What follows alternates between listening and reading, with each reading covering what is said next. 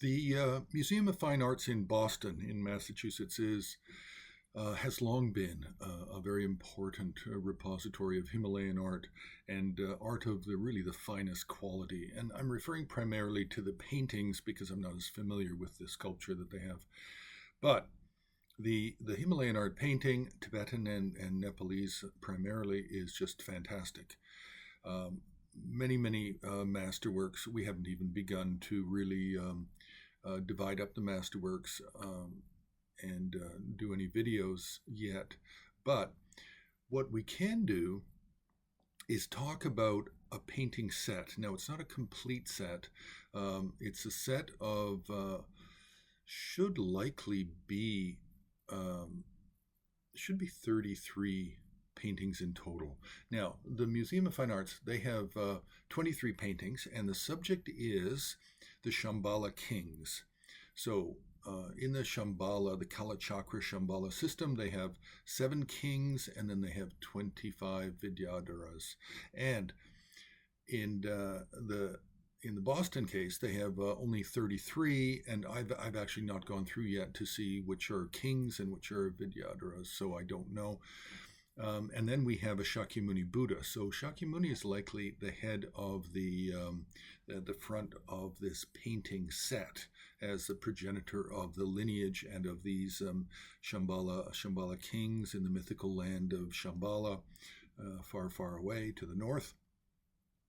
Now, what is really amazing about this set of paintings, and what also makes them masterworks in their own right, aside from having 23 out of a set of potentially 33, is the painting style.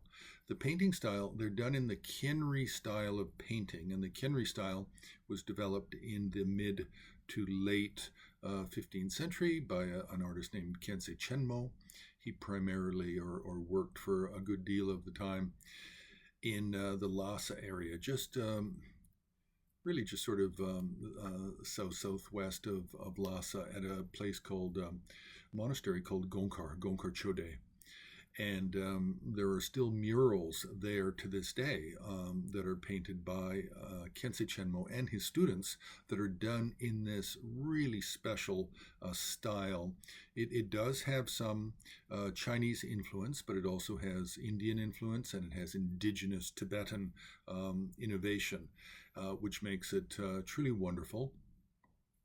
And this is actually the what led to a lot of the innovations that we find in the Palpung Monastery painting style that was innovated by Situ Panchen Chukijungne. Is he borrowed tremendously from the Menri style to make what he called his own style, which became the Palpung style, and continues to this day.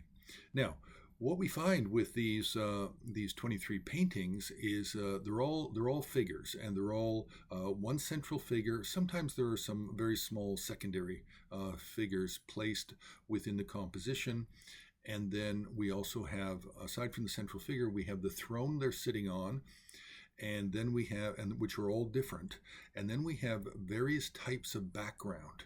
We have mountains, we have clouds. We have foregrounds, which are green, sometimes with streams, and then we have flowers and we have birds. So all of these are different in their own right, yet beautifully preserved, wonderful details, tremendous color composition, the matching of colors to bring out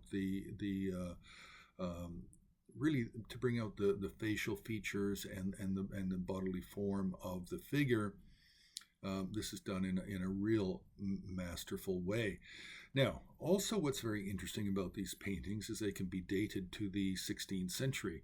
We really find only large sets of this style of Menri are mostly done in the 16th century, and then painting styles change when we get into the 17th, 18th, 19th century, as they did from the 14th to the 15th century. And we don't have very many sets like this. We have another set in the Tibet Museum in Lhasa, and that is a complete set of the 21 Taras. But that really is done circa circa 1600, might be 1605, and it's done in a more Baroque, abstract way than the traditional pure, clean Kienri style. But MFA Boston also has 3 paintings from a set of 21 taras, which are done in this very clean, early Kienri style, but we only know of 3 of these paintings from the 21 set, and I believe we've already done a video on that.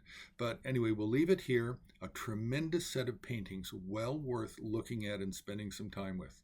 So, you can subscribe to this YouTube channel. You can you can join HAR on Patreon and help support the work that Himalayan Art Resources does. And you can also make a donation on the homepage of Himalayan Art Resources.